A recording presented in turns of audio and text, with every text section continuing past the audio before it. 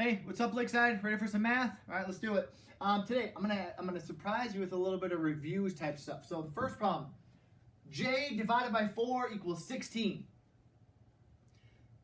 J divided by 4 equals 16. No, it's not 4. It's not 4. It's not 4. It's saying some number divided by 4 gets me 16. Right away, you want to think 4 is 4. Well, if I go 4 divided by 4, I get 1. Well, that's not my answer. I've got to work my way backwards and change the sign. Instead of going dividing, I got to multiply. 16 times 4, I get 64. And if I go 64 divided by 4, I get my 16. Try to trick you. All right, let's try this one. B divided by 3 equals 9. No, it's not 3. Don't say 3. Don't say 3 right away. Your fact family starts messing with you and you think, oh, 3 divided by 3 is 9. No, 3 divided by 3 is not 9, it's 1. I got to work my way backwards. Change the sign. 9 times 3, 27. 27 divided by 3 does equal to 9. Come on, you're catching on. All right, here we go. Kind of messed you up a little bit. 24 equals k divided by 6. 24 equals k divided by 6. If you don't like having the quotient on this side of the equal sign, then flip it around and just go k divided by 6 equals 24.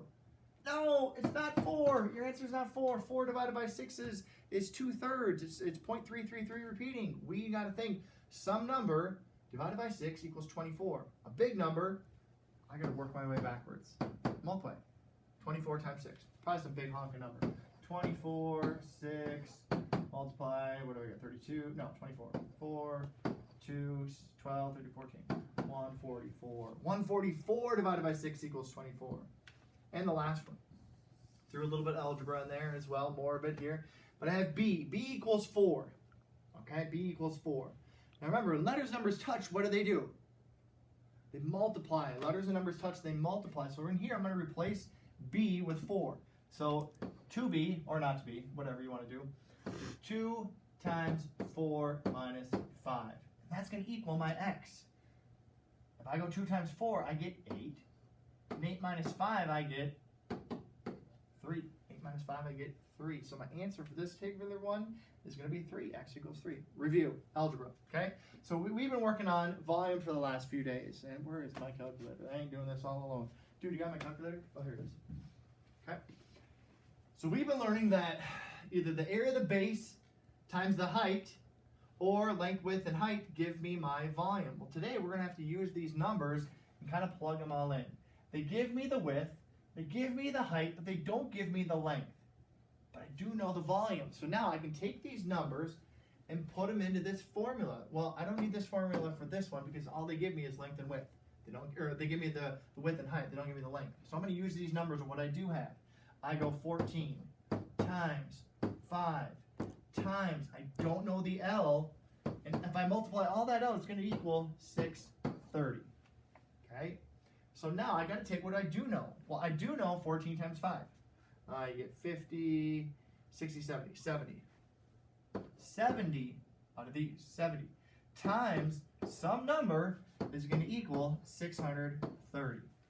That looks like these kind of problems, where there's some a variable in here we have to solve and use a little bit of algebra to go back and forth with this. Well, same kind of problems here. 70 times some number equals 360. I'm not really good with my 70, so I'm going to go 630, oopsie, 630, divided by 70, and I get 9. 9. That tells me that 70 times 9 equals 360. If I put 9 in here, that's kind of a reasonable number. That makes sense that, this is a 9 by 5 by 14. If I would have got an answer of 374, it's not really jiving, not really working here. But now I know, oh, this is 9 across times 5 times 14. And if I multiplied all three of these together, you'd get 630. No, I really didn't do it. I'm just trying to save time. Okay, next one. Same type of situation. They give me the width, which I need. They give me the height, which also I need, and they give me the volume. So now I have three out of the 4 things I need. There's only one I don't have, is this particular one. So let's try it.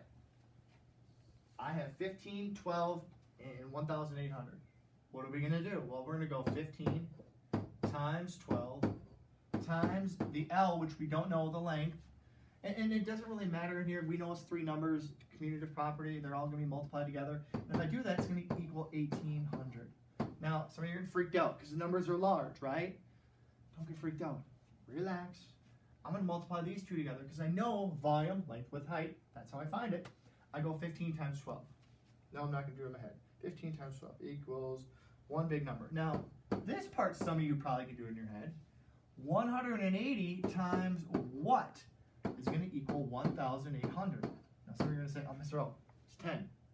Great. If you see that, awesome. If you don't see that, 1,800 divided by 180, 10. And that tells me my length, my length is going to be 10. A 10 by 15 by 12. And if I multiply 10, 15, 12, I get 1,800 inches in their cube because it's volume, okay? So we've been working with those a little bit, using length, width, and height. Now, guess what am I? We're going to go to words. Ugh. Now this is where some of you are going to freak out because Mr. O, math is numbers. Yeah, well, we're going to have to visualize a little bit here. So we know how to find the volume using the base times height, okay? Or the area of the base times height. Well, this one in particular, the area of the base is 42. So I'm just going to draw a 3-dimensional shape. And it's telling me the area of this base is 42. It could be a 6 by 7 or a 2 by 21. Okay, probably a 6 by 7, right? So it's probably a 6 by 7. We don't have to find that. My brain's just doing that.